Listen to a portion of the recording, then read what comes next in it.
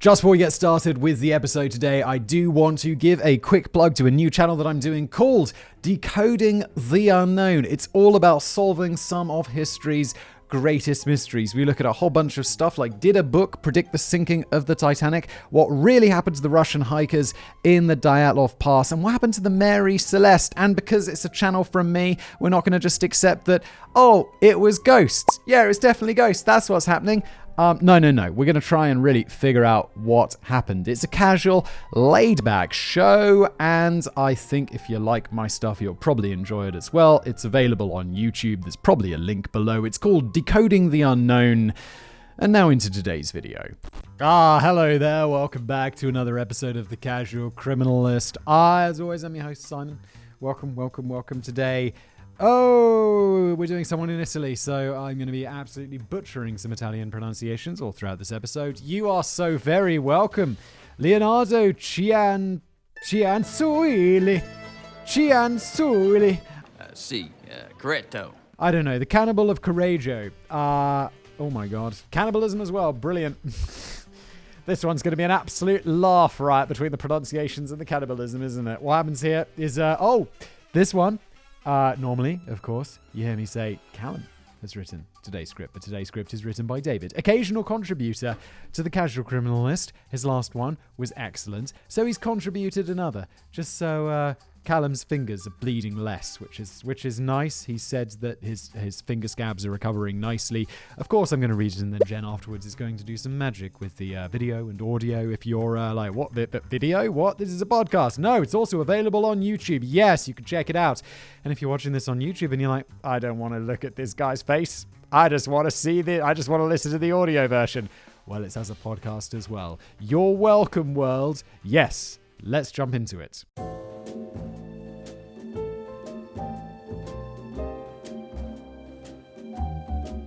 It is the 17th of December, 1939, in the small town of Correggio, nestled in the Po River Valley of northern Italy.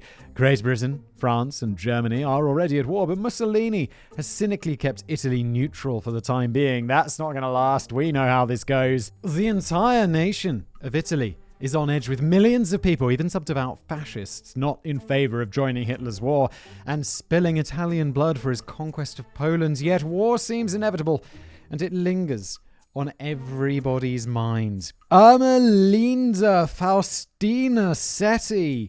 Fingers crossed. David has included like a phonetic pronunciation guide, but I can't even get those right, so... A sweet old dear, age 72, shuffles slowly up the Corso Cavo, just off the town centre. A lifelong spinster, she has a square, somewhat masculine face, and that has long lost its vestiges of youth. Can we say spinster anymore? I feel like that's probably something that the PC police are like, unmarried woman is the correct use, not spinster. But this woman, I get maybe she's going to be a cannibal, so maybe we're okay to call her a spinster. Let's see. Oh no, this isn't her, is it? This is someone else. This is probably one of the victims. Oh no. Signora Setti arrives at the apartment building number 11. Her friend, Signora Norina Pansardi, lives on the third floor. As Signora Setti makes her way to the top of the stairs, her friend kisses her on both cheeks and ushers her inside. They have some important business to discuss. This feels like the most Italian thing that has ever happened. They're like, moi, come in, do my... God, I'm going to stop because my Italian accent's so bad. But they're like, come inside and have some biscotti, yes? This is what I imagine. There's a guy super close to my office who runs like it's a shop that sells that delicious Italian bread. And he's always like, buongiorno. And I'm always like, buongiorno. And that's the extent of my Italian. And then I'm like, yeah, one focaccia bread, please. And he's like, it's a focaccia. And I'm like, yeah, I know. I'm sorry. I'm so sorry. And then I enjoy the delicious focaccia bread. It's a great time. Fascinating story from your life, Simon. Thank you so much. Grazie. But one of these women is not who she seems. Signora Setti sits primly on an old but comfortable sofa, her nose in the air, while Signora Pansardi busies herself in the kitchen. Pansardi comes back bearing a cup of coffee and some biscuits for her friend, as was her custom on the old woman's many visits. Signora Pansardi, aged only 46, smiles through jagged teeth and a somewhat gnome-like face with an elongated, bulbous nose. She is a tiny woman, standing only 4'11". Wow, that is very small, and weighing roughly 110 pounds. The two women briefly discuss the prospect of war. Signora Pensardi seems deeply concerned, as she has 3 sons of military age. Signora Setti, single and childless, does not seem concerned in the slightest. She has big plans, and she's leaving town. Setti had been coming to see Pensardi for some years now, as the latter was a respected town wise woman, palm reader, and astrologer. Definitely not someone who'd be respected by me, because I don't know what a wise woman is, but I know that a palm reader and astrologer is basically like a witch. And not like in the let's burn them kind of witch, just like it's just nonsense. It's obviously bullshit that is just let's not do that. You're just conning people out of their money. I mean, maybe. They could also feel better because of it, and, because the placebo effect is real. But we should just get rid of this stuff, shouldn't we? This time, Pensardi had outdone herself. She found a husband for Signora Setti, an older man living in Pola, an Italian province bordering on Yugoslavia on the coast of the Adriatic Sea. Signora Setti, an incurable romantic who had sadly never found a husband, was going there to meet him. To avoid a scandal, the two women had agreed to keep the arrangement secret for now. As Signora Setti was illiterate, Signora Pensardi, who had a third-grade education, had helped her compose letters to her friends explaining the situation as soon as Signora Setti arrived in Pola. Setti had also signed over a power of attorney to Pensardi, so her friends could manage her assets until Signora Setti could bring them over and begin her new life with her husband. Signora Setti took a sip of her coffee, her heart racing with excitement for what was about to happen next. A new life she was about to grasp at the late age of 72. Then, for some reason, she began to feel drowsy.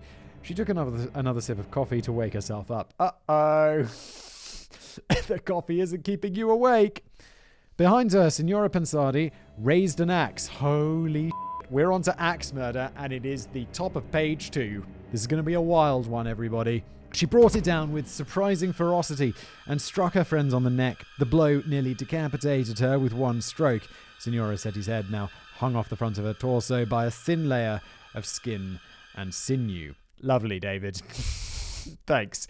I had this beautiful image painted in my mind of these two elderly Italian women, or one's elderly, one's middle-aged, having some nice biscotti in their apartments. And now one of their heads is hanging on by a little bit of skin and a tendon. Lovely. Signor Pensardi ripped that off her friend's body and threw it in the sink. Holy shit, my dude. Meet Leonardo Ciancuilli. It's nice that there's the pronunciation guide now. It wasn't on the main title at the beginning, so I screwed that up. But now I know her name is Ciancuilli, which is kind of a cool name. Leonarda Ciancuilli was born on April the 18th, 1893. Some sources say 1894. Some people don't care.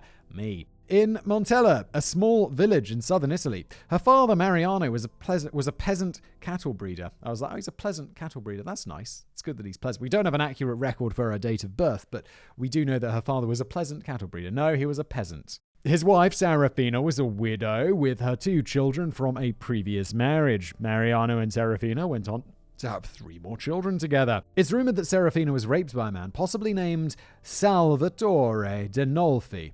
Because I just want to say that's Salvatore, but apparently in Italian it's Salvatore.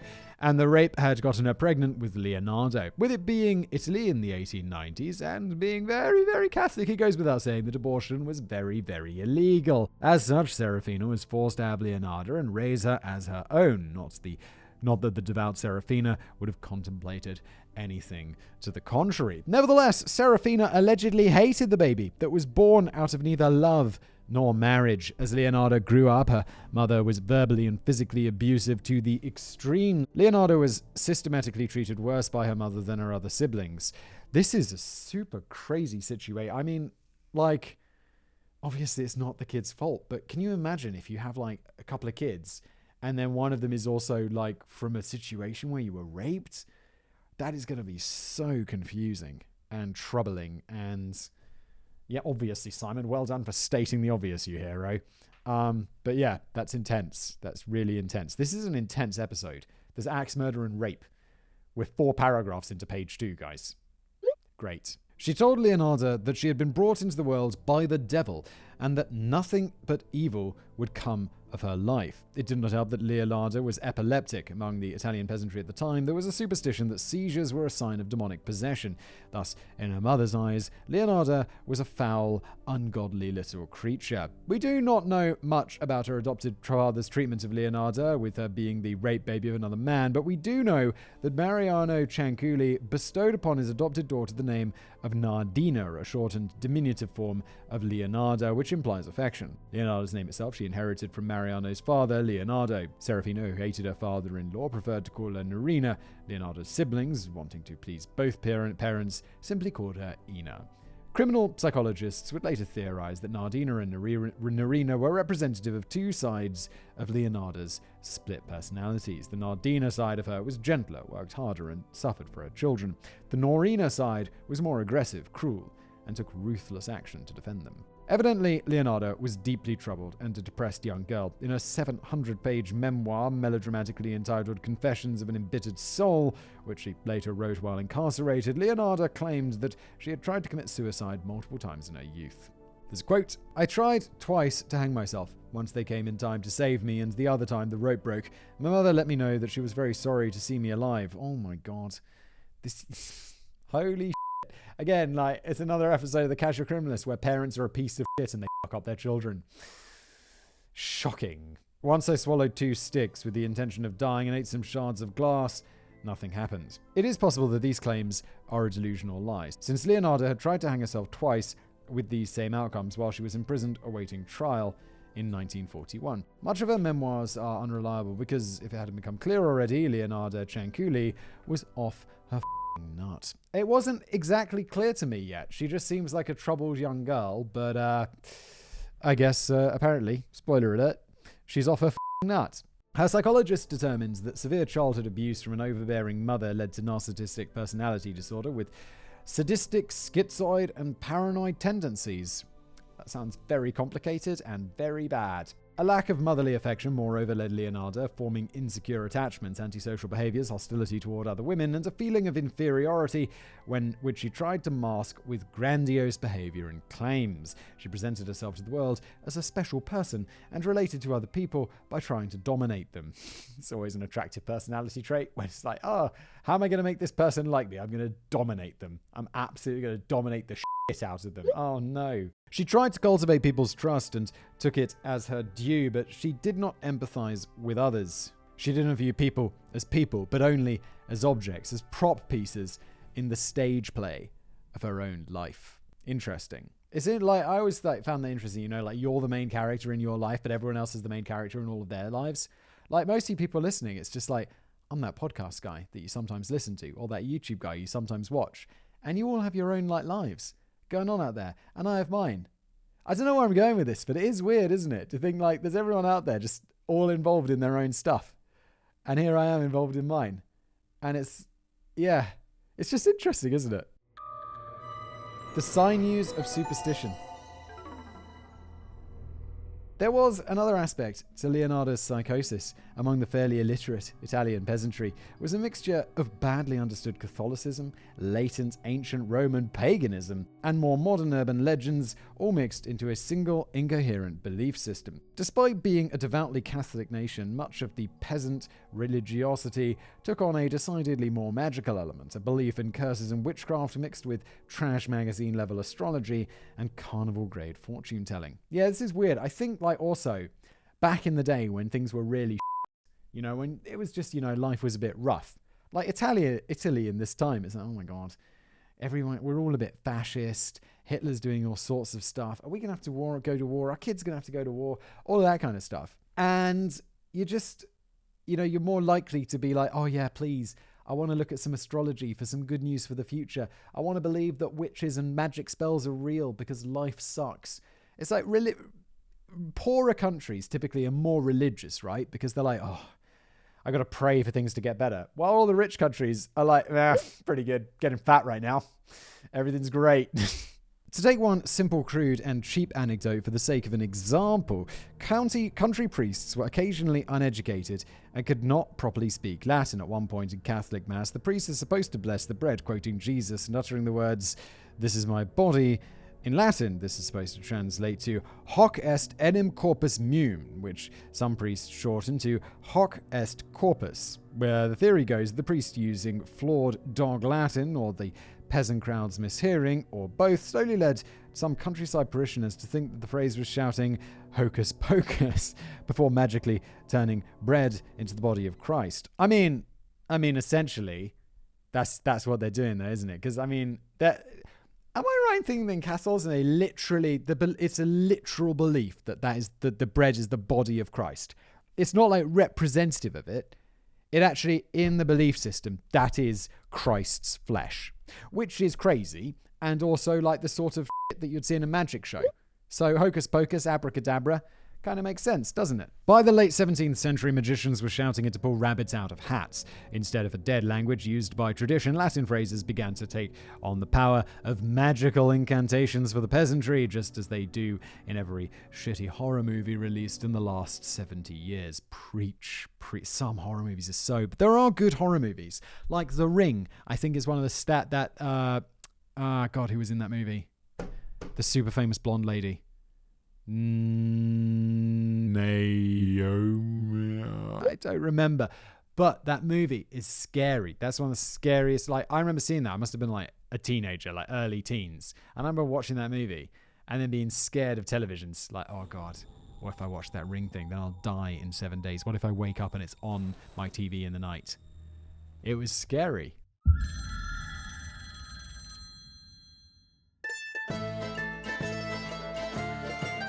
Leonarda Ciancuilli was a sucker for this sort of pseudo-religious magical hogwash when she was a young girl. She is said to have visited a gypsy fortune teller who told her that she would marry and have children, but that all her children would die. Oh my god, savage random gypsy woman. It's like, why not just lie? It's all nonsense anyway. Why not just be like, you're going to live a brilliantly happy life and all the fortunes of the world are going to fall upon you?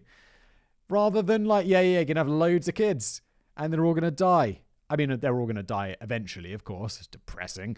But, like, why not just lie? She was also told that she would either wind up in prison or an insane asylum. Oh my god, you savage. Apparently, Leonarda took this warning to heart, but seeing as we only have her memoirs as evidence for this encounter, it could quite likely just be one of Leonarda's bullshit stories. Something to sex up the events of her life by making them seem fated in the stars. In 1912, a 19-year-old Leonarda was arrested and convicted of theft. Her overall reputation in Mondello was that of a local troublemaker, yet in fairness, growing up with a mother who literally called her devil spawn and treated her like trash, well, it couldn't have been easy. In fact, her mother's insults may well have made Leonarda's criminal behavior a self-fulfilling prophecy. Yeah, I mean, well, she definitely had some part in her daughter being a mega up, so yeah, as we always say, casual criminalists, don't up your kids. Please, come on. It's not necessary. Nevertheless, in 1917, at the age of 24, Leonarda experienced a glimpse of happiness.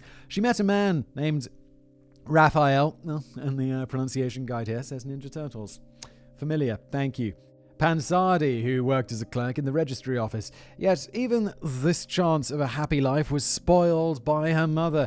In prison, Leonarda wrote, "I met my husband and fell madly in love with him. My mother opposed our marriage because she wanted to give me to her nephew." Oh. It's like, I've met this wonderful man. Yeah. No, how about instead of that, instead of marrying that guy, what about incest?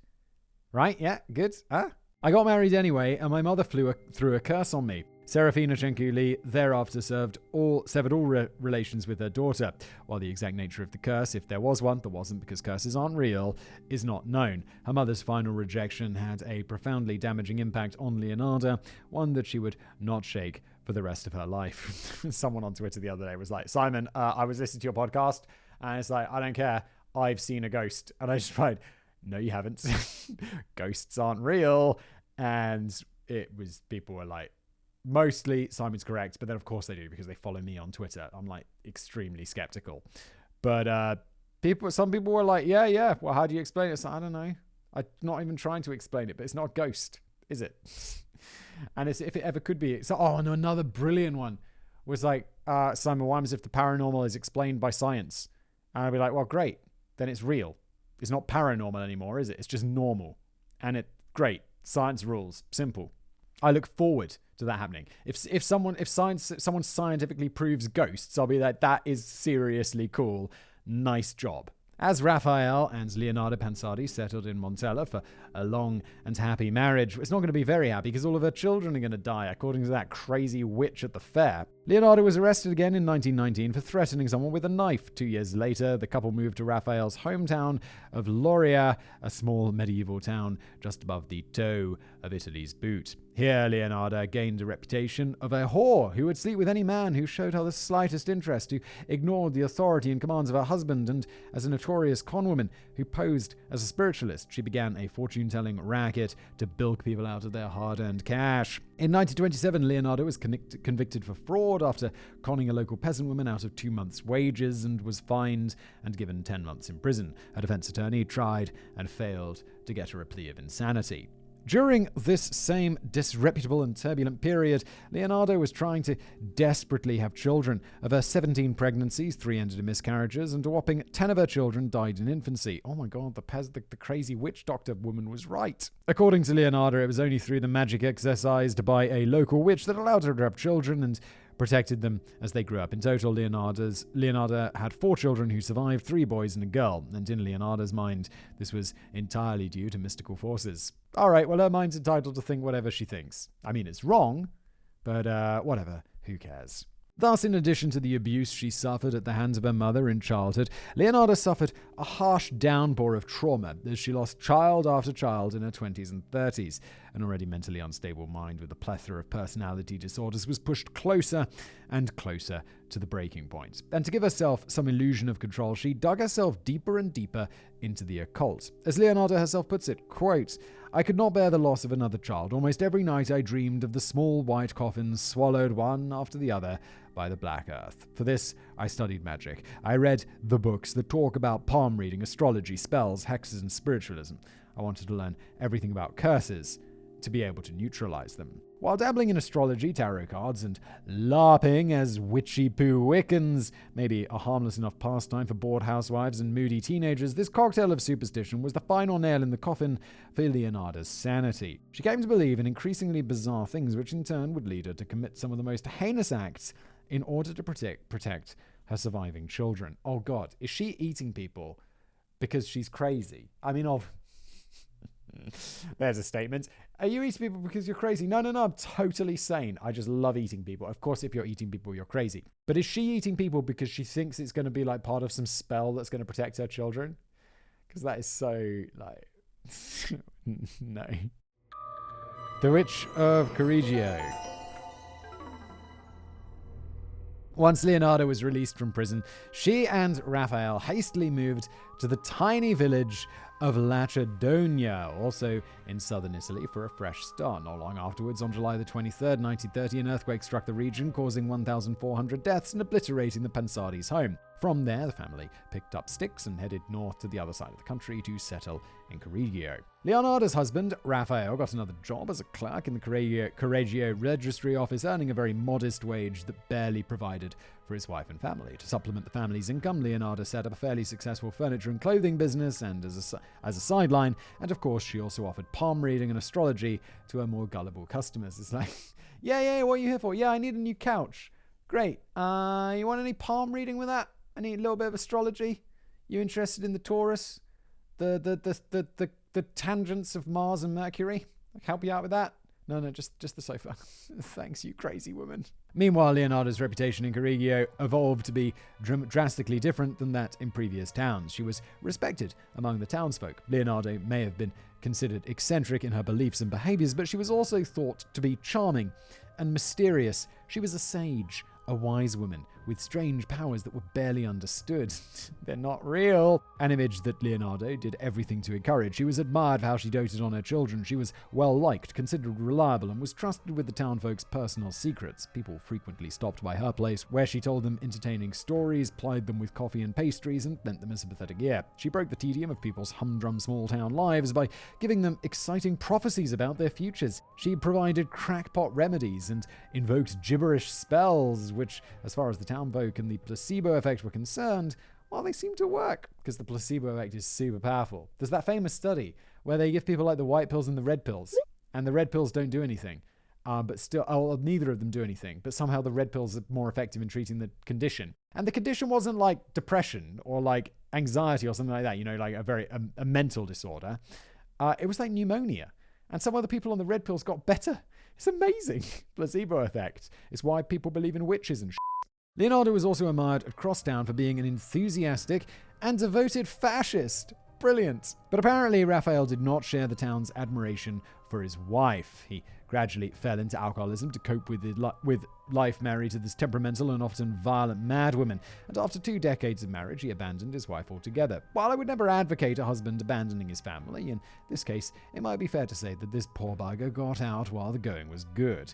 Meanwhile, Leonardo's 4 surviving children had grown up to fairly promising young people. Her eldest son was studying literature at the University of Milan, her second son was conscripted in the army, her third son was just finishing up high school, only her young daughter was still in childhood and was away being educated by local nuns. Now, at first I'm like, husband, what about the kids? You can't just leave your crazy wife. You've got to think about the kids. And it seems, okay, well, 3 of them are left home and one of them is like a nun boarding school or whatever. So, okay.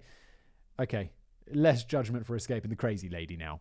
By and large, after much tragedy and family turmoil and a number of criminal offences, Leonarda might have wound up spending the rest of her days as a relatively harmless village quack and petty conwoman. But then the war came. Now, just before we continue with today's episode, let me tell you about today's wonderful sponsor, Surfshark. Look, do you use the internet? Well, of course you do. You're probably using the internet right now. I can't say for certain because maybe you downloaded this ahead of time and you're not technically using the internet right now, but you probably have used it at some point. In fact, I'd probably venture to say you're a regular user, just like every other single person in the world.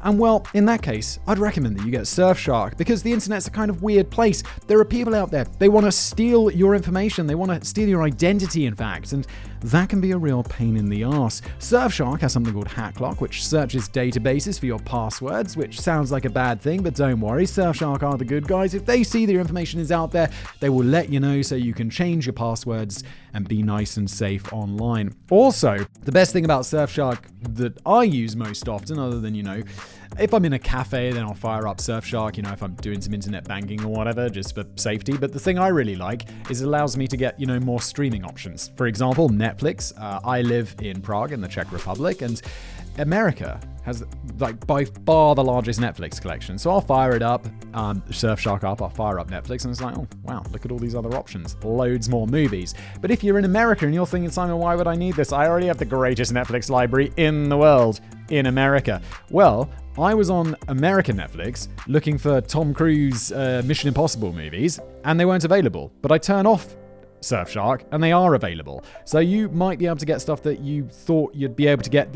Look, it's really good. You'll find a whole world of other content out there. Also, Surfshark's totally unlimited, so you can watch as much as you want, which is fantastic. And of course, there are no logs kept because, VPNs, they shouldn't be keeping logs. They should be not interested in what you're doing online. In fact, that's what they provide. Privacy. They've also got great support, a 30-day money-back guarantee if you don't like it. You can get 83% off and 4 months for free through the link in the description below, or you can use my code Criminalist. And let's get back to today's video. Body armor by blood ritual. When the German army marched into Poland in September 1939, many in Europe thought that Mussolini might declare war and join Hitler immediately. The two dictators had grown increasingly close in their goals over the past 3 years. There were many similarities to their ideologies and how they governed their nations, but Mussolini never had an overwhelming sense of fondness or loyalty for Hitler, nor the Nazi ideology that positioned Italians as an inferior race. Surprise, surprise. The guy who thinks you're an inferior race is not your best friend. Brilliant.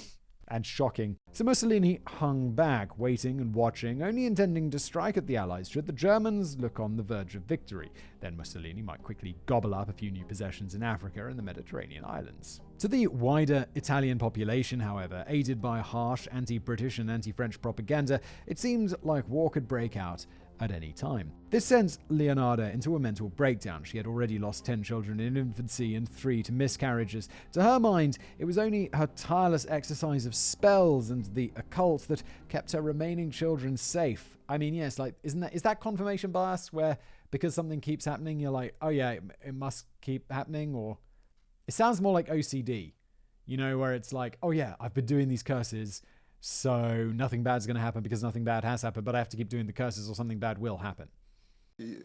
That's nonsense. She's got like witch OCD. But strangely, she didn't seem to give much of a damn about them. Most of her concern was for her eldest son, her absolute favorite. He was studying in Milan. He might be vulnerable to army conscription. Leonarda felt certain that if he were to fight, he would die. According to Leonarda's memoirs, the premonition was reinforced by her nightmares. She dreamt constantly of her abusive mother, Serafina Ciancuilli, whom Leonarda had last seen 22 years before. Her mother appeared to her night after night and told Leonarda that her son would die unless Leonarda committed a blood sacrifice in order to protect him. You know, typical mother-daughter advice on child rearing. At any rate, recurrent nightmares and mounting anxiety for the first 3 months of the Second World War clearly caused Leonarda to have some sort of psychotic break, given what came next. Sounds like she's already quite broken, so this is just going to be, I imagine it's going to be pretty intense. Leonarda wrote in her memoirs that she was also heavily influenced in her thinking by Greco-Roman mythology. She bore in mind the story of Thetis, goddess of the sea, who had dipped her son Achilles in the river Styx to make him invincible, though perhaps this reference was cooked up later to make the acts of murder and desecration of a corpse sound more educated and palatable. I mean, making a desecration of a corpse more palatable? I don't know if that's really possible. I mean, I guess you could just be like, well, no, it was an autopsy. Technically desecrating a corpse, but also a totally valid medical thing. So, okay, yeah, why not? Which brings us back to December the 17th, 1939, and the final moments of Emmelinda Faustina Setti. Oh, the woman being murdered by an axe. Oh, we went back in time. Of course we did. She was in there. They were in that apartment having some biscuits and shit. And then we went back and explored this woman's whole horrible childhood.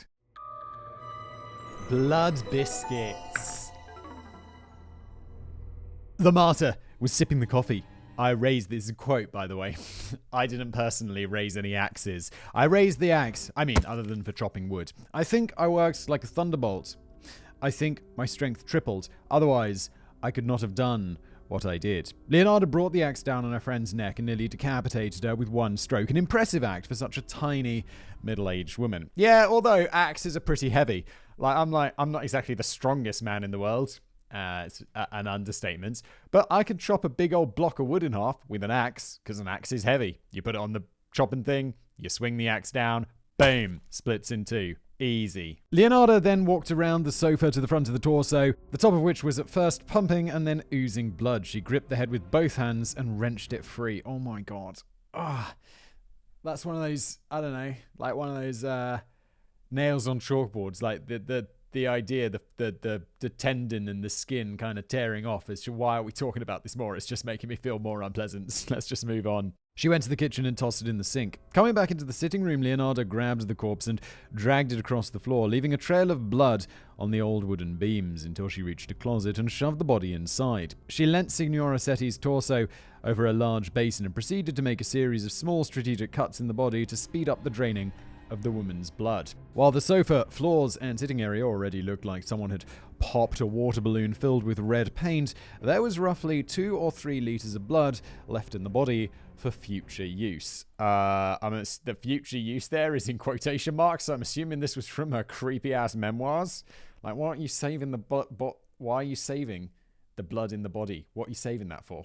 You weirdo. Leonarda went back into the kitchen. I cut the head that I had laid in the sink, but no blood came out. Evidently, the blood left in Signora Setti's head that hadn't drained onto the floor of the sitting area had already seeped out into the sink. Leonarda went back to the closet. The basin was nearly full. With a large knife, she cut into the body's flesh. She broke the bones with a large hammer. Leonarda proceeded to cut off the body's arms and legs. The legs she split in two at the knee to reduce their length, and then she proceeded to cut out the woman's pelvis from the rest of the torso. Will it blend? That is the question. I just don't like this. After a lifetime of experience dealing with fresh slabs of meat from the butcher when cooking for her family, apparently it took Leonarda no more than 12 minutes to fully dismember Signora Setti's corpse. Oh my god, what are you up to? That's insane. Just making quick work of it. Absolutely no pause. Just it'd be like me cutting up a chicken to put in the oven. Bosh, using the cleaver. Easy does it. But, with a giant human body. This is not nice at all. I threw the pieces into a pot, added 7 kilograms of caustic soda, which I had bought to make soap, and stirred it all until the dissected body parts dissolved into a dark and sticky pulp, with which I filled some buckets, and I emptied into a nearby septic tank. Caustic soda, otherwise known as lye, is made of the chemical sodium hydroxide. It is able to turn animal proteins into liquid. It burns rather quickly through flesh. That scene in Fight Club where Brad Pitt throws a chemical on Ed Norton's hands and makes him hold it there as it disfigures his skin, well, yes, that's caustic soda. Oh, so really horrible stuff. Why can you just buy this? I feel like the benefit of selling caustic soda so people can make homemade soap is outweighed by the negative of, well, it can be used to dispose of bodies and physically disfigure people. As such, it is often used to break down roadkill by animal disposal professionals and has been used by a number of murderers on corpses to speed up their decomposition. Again, it's like pros and cons, right? Should we sell it so we can decompose landfill? Yes. Does the ability to decompose bodies outweigh that benefit? Also, yes. Or maybe we can just sell it and we can track all the people who are buying it. And look, it's like the diesel and the fertilizer, ammonium nitrate. If you're buying large quantities of ammonium nitrate, whoever your local FBI is, or if you're American, the FBI, they're going to be onto you. They're going to be like, that guy just bought a lot of ammonium nitrate and he ain't a farmer. So let's just figure out, is he buying is it diesel or petrol? I really shouldn't be giving bomb making instructions on this podcast, but I feel like this is a fairly commonly known one. In fact, there was a fiction book I read about this. Even I was a kid. It was a kid's fiction book, and it always stuck with me. And I can't remember the name of it, but it was about these Australian teenagers who they're on some trip into the outback or whatever, just camping, and then they come back and Australia's been invaded by some mystery force. There was a bad movie made with this as well later, and I watched it and I was like, oh, this isn't as enjoyable as when I was a teenager. But they make a giant bomb out of fertilizer and they use it to blow up this invading enemy. It's it's more than a book, it's like a whole series. I enjoyed the crap out of it when I was a kid. I'm sure now it'd be a bit like, I don't know, whenever I watch TV shows with teenagers, I'm like, oh, it's a bit cringe, isn't it? Can't we watch a TV show with adults? Because I'm not a teenager anymore. I just want to see adults doing stuff rather than teenagers. Because all of their problems seem so small. You're like... Cause on my friends. This is what we worry about when we're kids? Oh, I see. Oh. What are we talking about? I'm so lost. We are on a massive tangent. I'm so sorry. It's also fairly easy to obtain without drawing suspicion. Oh yeah, I'm saying we should track people who are buying caustic soda. And if they're not roadkill disposal experts, we should maybe just make sure they're not serial killers. You know? Like FBI could get on that. It's also fairly easy to obtain without drawing suspicion. When heated to 100 to 300 degrees Celsius, it can melt most human flesh into a thick, dark soup. Damn, David, we are giving away tips on disposing of bodies today. I'm going to get in trouble. So what are we doing? Well, we're giving tips on how not to get caught, and bomb-making instructions, and also how to dispose of bodies. Speaking of the FBI looking into people... Later police testimony indicates that the neighbors were briefly aware of the foul smell coming from Leonarda's apartment, but they largely ignored it, and it soon went away. From there, Leonarda said about cleaning the blood off her clothes, the kitchen counters, and did her best aggressively scrubbing bloodstains out of the wooden floors. What she could not remove, she covered up with rugs from her furniture business. She then said about the task of reupholstering her sofa, the bones she would later toss into a nearby canal. When Signora Setti's blood in the basin had fully coagulated, Leonarda brought it into the kitchen. Why let such a thing go to waste? Oh god, she's going to eat it. I forgot this episode's called about being a cannibal. She's going to drink the blood or some crazy shit, isn't she? Oh god. And all I can think now about her like throwing the bones in the canal is all I can think about is the Will It Blend guy on YouTube because I'm a terrible person. I'm like, well, she used the caustic soda to turn it into a soup. I wonder if those bones will blend. You know, the Vita Tech guy or whatever it's called. He's got the blender and he's like, you know, he's really impressed with this blender and what it can blend, like phones and shit. And now I'm just thinking about whether it would grind. Oh, God, what is wrong with you, fact boy? Come on. I gathered the blood like it was jam, she later wrote. I dried it in the oven, ground it, and mixed it with flour, sugar, chocolate milk, and eggs, as well as a little margarine. Mixing everything together, I made a large number of crunchy pastries and served them to the ladies who came to visit. But my son, Giuseppe, and I ate them too. Oh, my God. It's like a Roald Dahl novel, isn't it? Evidently, Leonarda also gave out some of these pastries to the local children, which no doubt made her very popular. She thought that by eating the pastries, the blood ritual would protect the children, just as this gruesome act had protected the life of her own kids. Oh yeah, I totally forgot she's doing this because she's delusional. I mean, obviously, but that this sort of weird witchy shit is protecting her kids. Oh no. As far as Leonarda was concerned, she later wrote, she was simply dipping the neighborhood children into the river Styx. Is this woman crazy enough to avoid prison? I guess we will find out. And by avoid prison, I mean spend the rest of her life in a mental hospital. Additionally, according to one confession Leonarda made to the police a few weeks after her arrest, she claimed to have used some of her friend's meat for cooking as well. I don't know, David, if the right word for a human's flesh is meat. I think it's flesh. Her friend's flesh for cooking as well. Her friend's meat. It just doesn't sound right. Roasting, stewing, and boiling the human flesh before consuming it. But it is difficult to tell whether this confession is true. Nevertheless, given Leonarda seemed perfectly happy to make blood biscuits, eat them, and then hands out the rest to the neighborhood, it's not unreasonable to think that she would not let the rest of her friends go to waste. A few days later, Leonarda sent her son Giuseppe. Is that how you say that name? Giuseppe? Maybe it's Giuseppe. Corretto. Out of town to mail Signora Setti's letters back to Correggio to her various acquaintances. In those letters, Setti explained that she had moved to Pola, where she planned to be married and had kept things secret in order to avoid a scandal. Of course, there was no husband waiting for her in Pola. This was all a lie, concocted by Leonarda. Yeah, obviously, and also the least bad thing she did. And when you're lying to someone to get them to move to another town because there's a fake husband waiting for them, that's a pretty bad thing to do.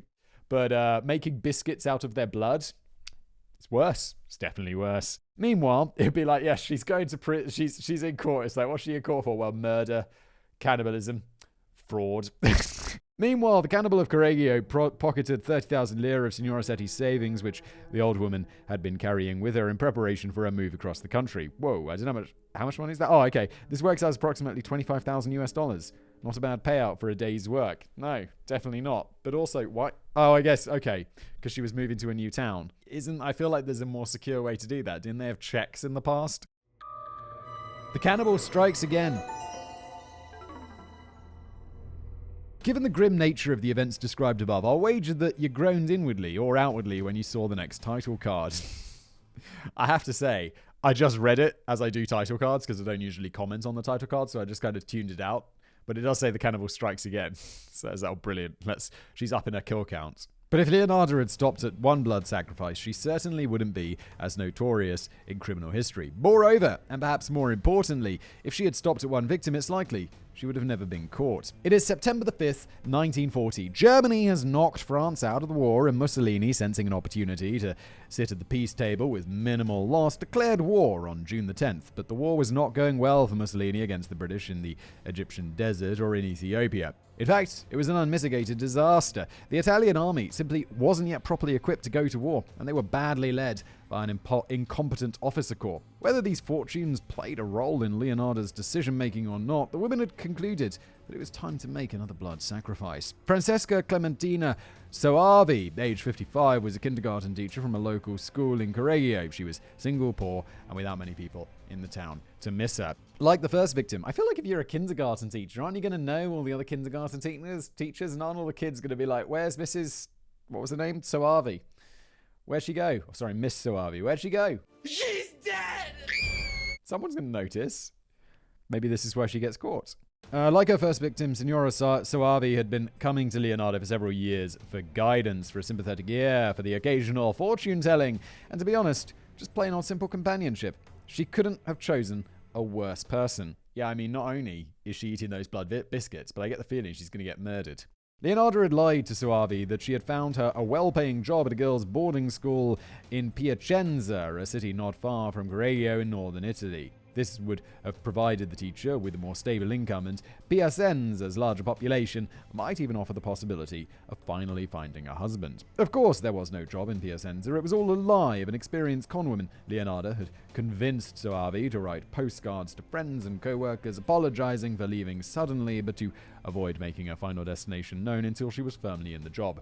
If that was me, I'd be like mad suspicious. I was like, this seems very specific. It sounds like the sort of thing I'd write if I really wanted to disappear permanently and no one ever found me. You know? These biscuits taste really weird. In reality, this would prevent anyone from knowing where to start should people begin looking for her. Signora Soavi also signed over a power of attorney so Leonarda could handle her affairs back in Correggio when she got settled. Leonarda wrote, Soavi gave the key to her house to Marta Ferrari, no relation, and told her to give it to me because she was leaving. Yeah, that's super intense. And then I'd already be suspicious after writing those postcards about me essentially going missing, and then she's like, yeah, I also want your house and your power of attorney. Yeah, no, not any specific power of attorney, just sweeping, I want to conduct all of your legal affairs. I'd be extremely suspicious of that. Leonarda poured the doomed schoolmistress some wine, and they clinked glasses in celebration of her opportunity and new life in the big city. Naturally, the wine was drugged.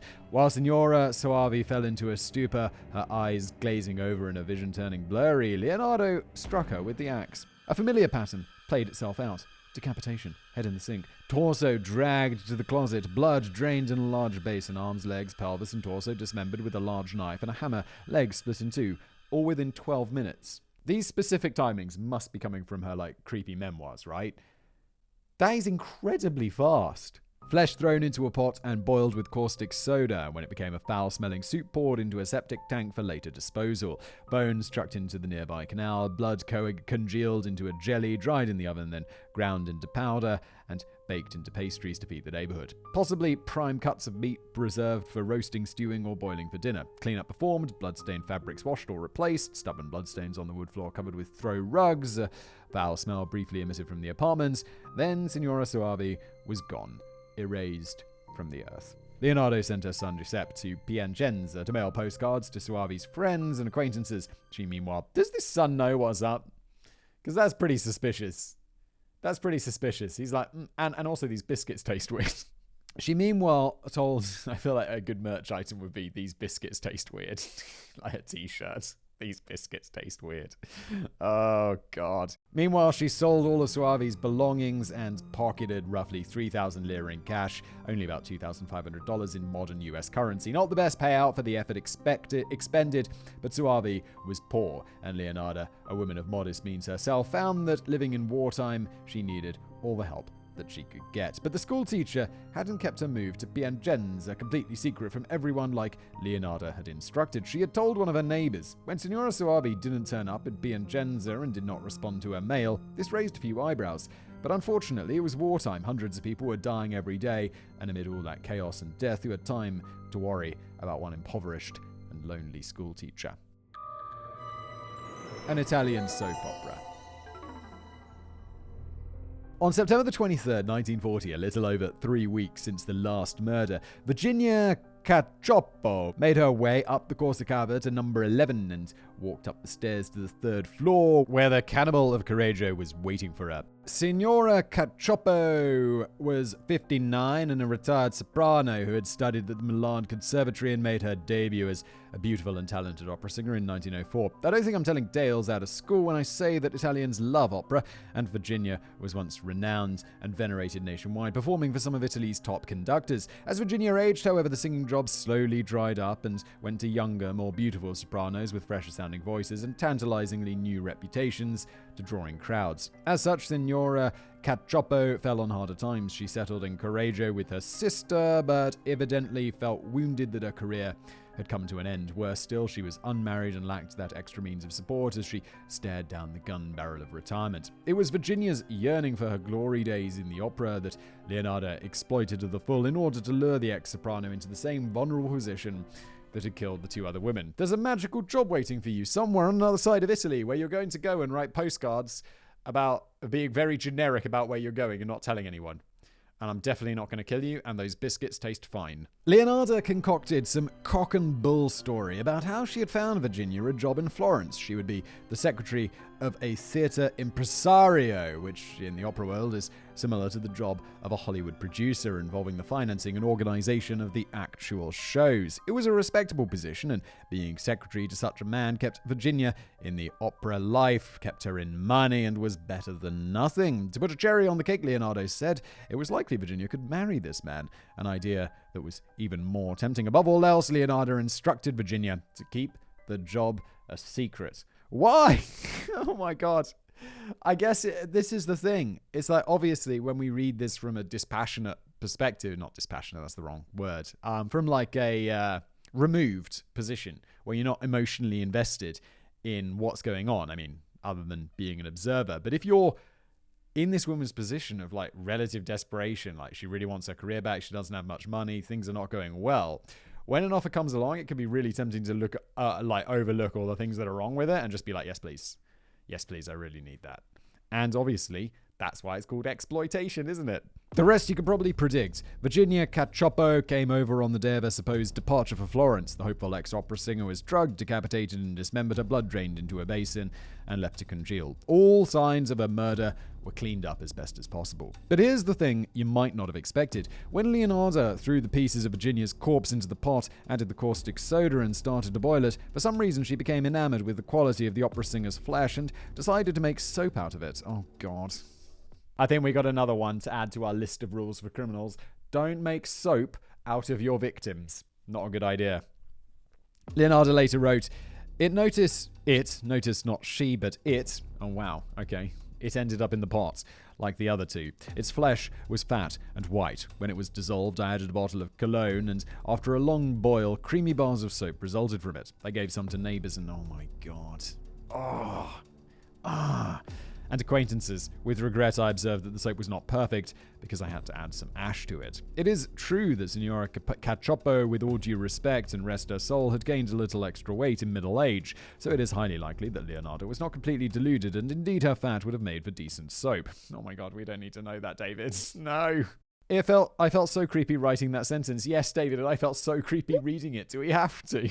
Furthermore, Signora Cacioppo's proclivity for self-indulgence left her blood sugar levels slightly more elevated than the other two women, which is another thing Leonarda observed. The pastries were even better.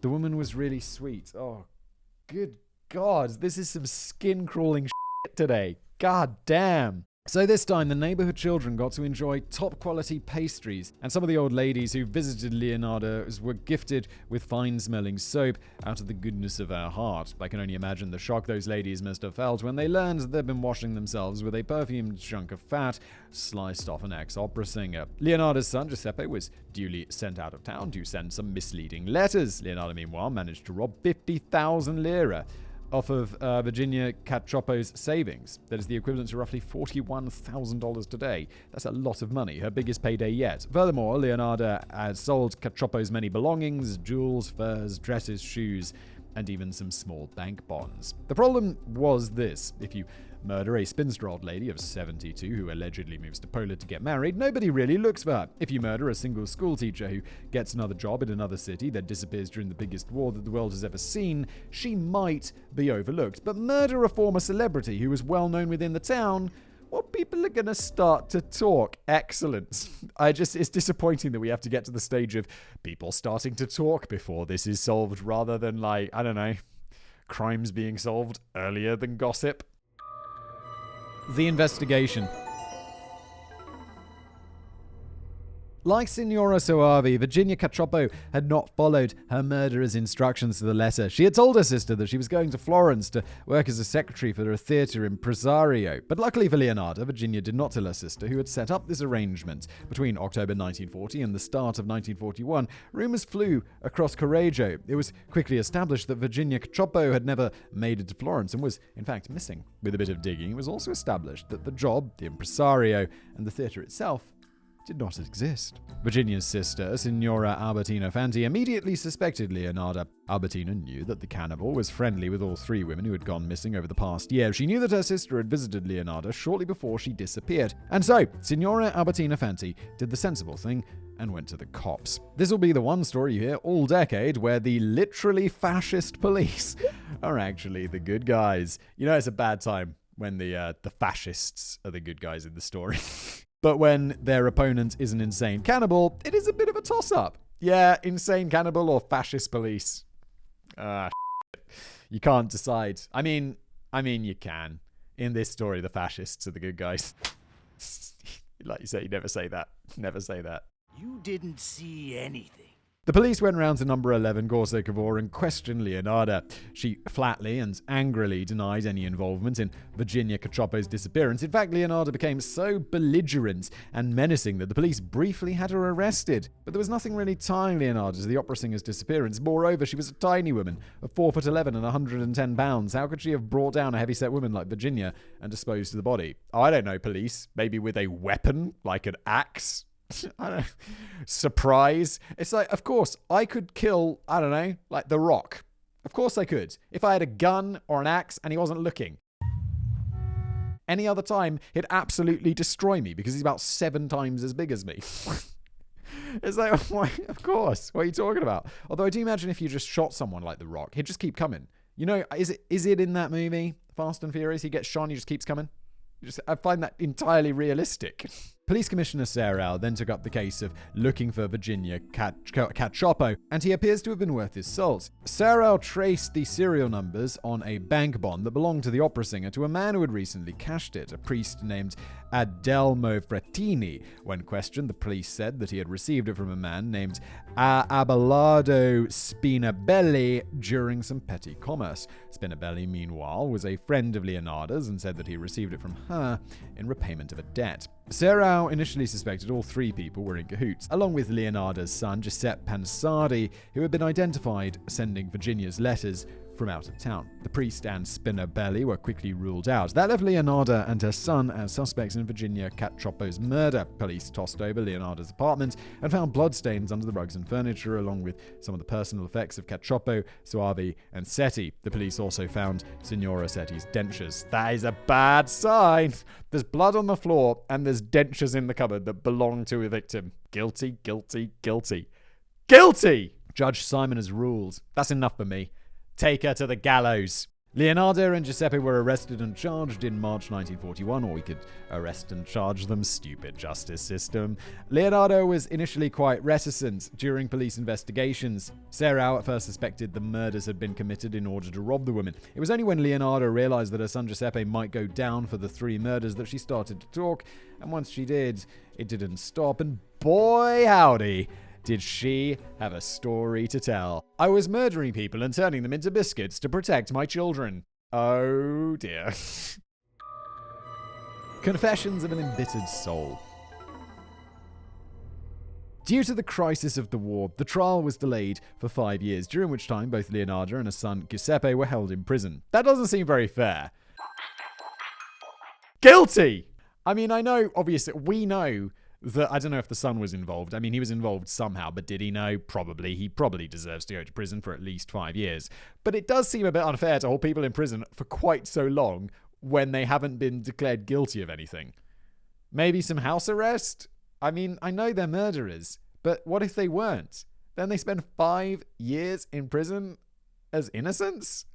That doesn't seem very fair. During this time, Leonarda tried to commit suicide, ranted and raved about her crimes, and composed a 700-page memoir. Yet even if she's confessing to her crimes, though, she hasn't been declared guilty by a judge or jury or whatever they do in Italy.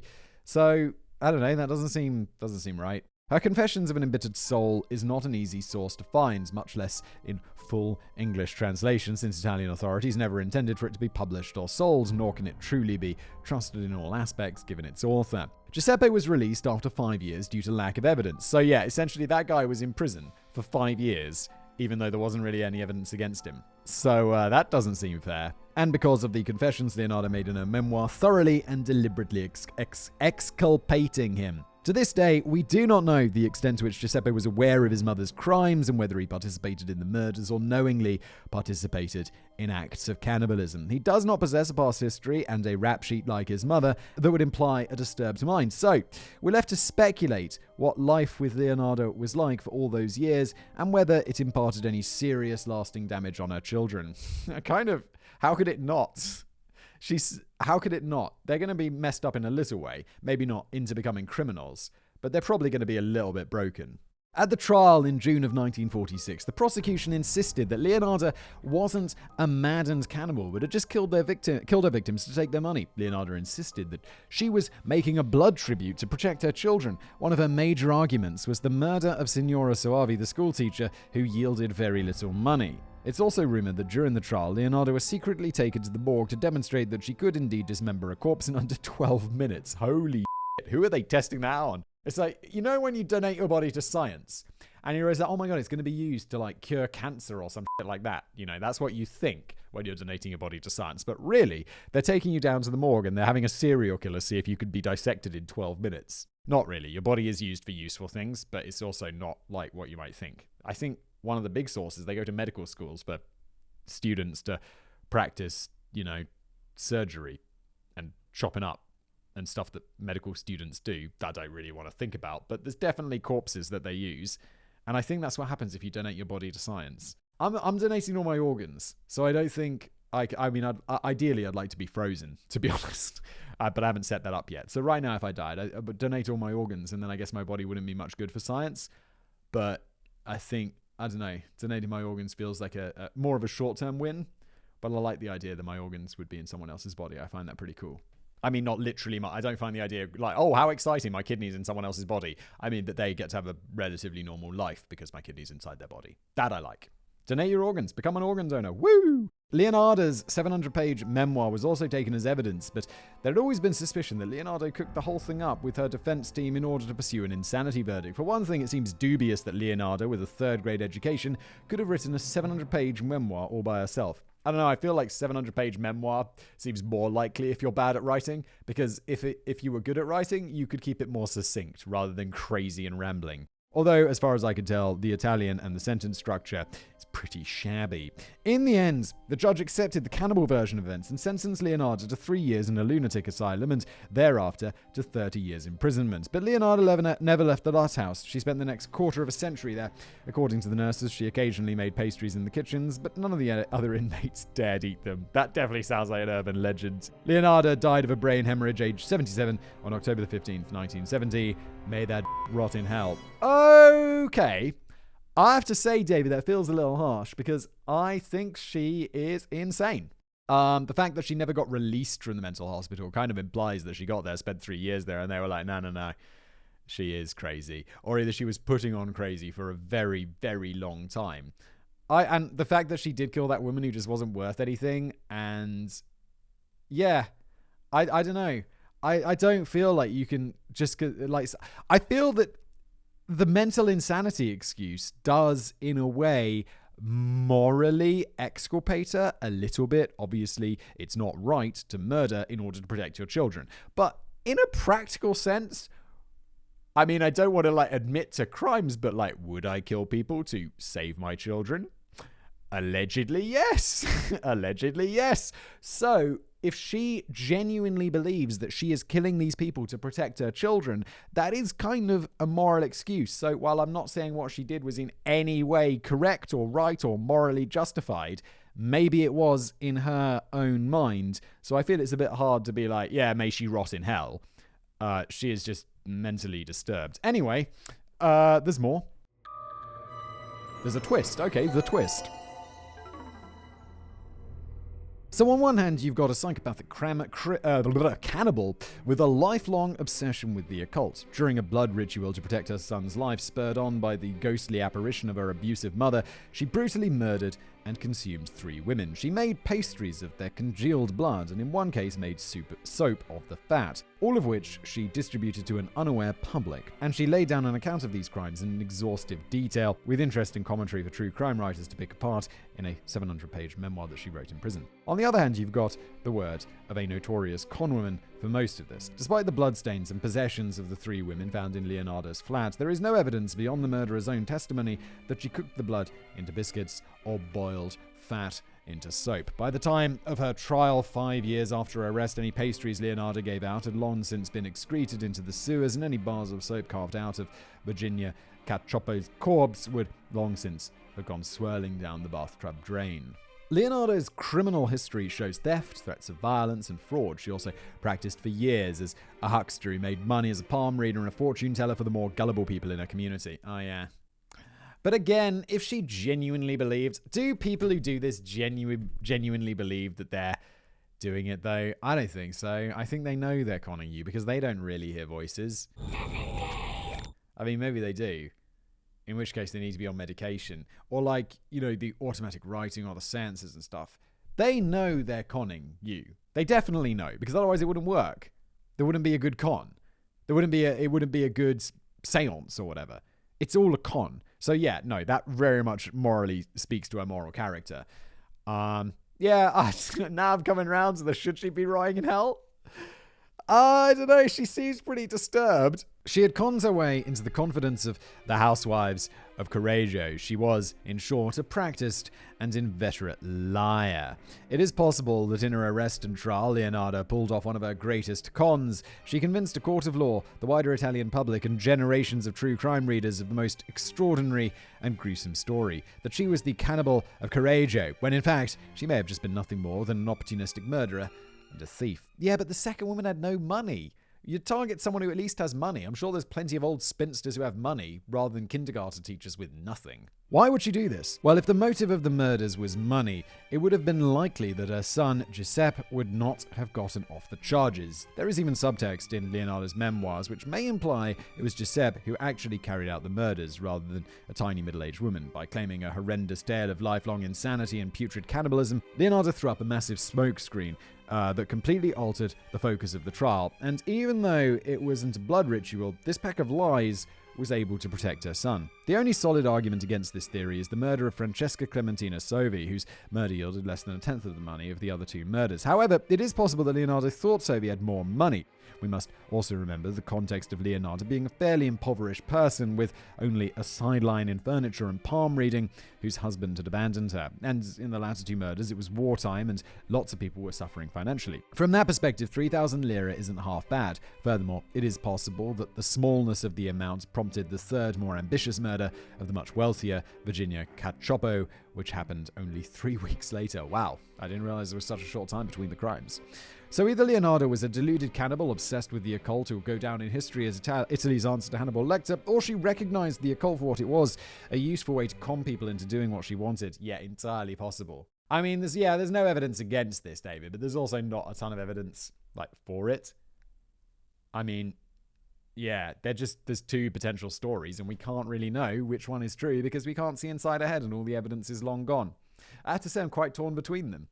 I do think she was pretty crazy, but I also, she does have that history of being a con woman. I have to say, in this one, I don't know. I mean, of course I don't know, but I can't even, I don't even feel like I can take a particularly good guess. And she ended her life pulling off the most massive con job of all. She fooled a court, got her son off murder charges, and got to spend the rest of her life in an asylum rather than in prison or facing execution. And she transformed herself into an infamous folk legend, the last of which, given her proclivity for narcissism, probably appealed to her. Cannibal or con artist, either way, this places her firmly in the annals of criminal history. I'll let you decide which story seems more plausible. Like I said, I don't know! Personally, having read through much of what she wrote, I think The Thieving Cow was full of shit. And okay, well, there you go. David's read a lot more about this in researching this piece. So, okay. Yeah, I guess that would nudge me slightly towards being a con woman and just a terrible, terrible human being. And if you think that makes for an anticlimax at the end of this video, just wait till you realize that means you've been conned by a fortune teller who died 50 years ago. Console yourself that my calling her legend into question is my way of spitting on the murderer's grave. Yes! Dismembered appendices. Number 1. There is some reason to believe that the plotline in Fight Club or Tyler Durden making luxury soaps from the discarded fatty stole from liposuction clinics was inspired by Leonarda's story. Number 2. Leonardo Ciancuilli's official moniker as a serial killer is actually the soap maker of Correggio. And given that she only made soap from one of her 3 victims, I feel that people have missed the forest for the trees when naming her. What about the cannibalism, the blood biscuits, the fact that according to Leonarda, she fed human blood to her friend's family and ate some herself. Possibly, she also ate human flesh for dinner. Hence, I've given this video what I feel to be a more appropriate title to fit her crimes, The Cannibal of Correggio, and hopefully, you get some extra points for alliteration. Yeah, I mean, it is a nice title, isn't it? It's a good title. And she was into... The flesh-eating thing was more. Number 3. It's quite likely that Leonarda deserves the title of Italy's first modern serial killer since the country was unified in 1871. The title of first modern Italian serial killer, regardless of gender, belongs to another candidate, however, especially if we count the murders carried out by people in organized crime. Number 4. When researching the story of a con woman posing as a palm reader and fortune teller, taking advantage of the naivety of 3 women and luring them to their deaths, I kept thinking back to the lyrics from Tim Minchin's song Storm, which I'll leave you with today. I don't know Tim Minchin, and I don't know the song Storm, but here we go. So I'm not going to sing it, obviously. I don't mean to bore you, but there's no such thing as an aura. Reading auras is like reading minds or tea leaves or star signs or meridian lines. These people aren't plying a skill. They're either lying or mentally ill. I mean, preach, Timmy. That is spot on. When it comes to the story of Leonardo Ciancuilli, either lying or mentally ill pretty much sums it up.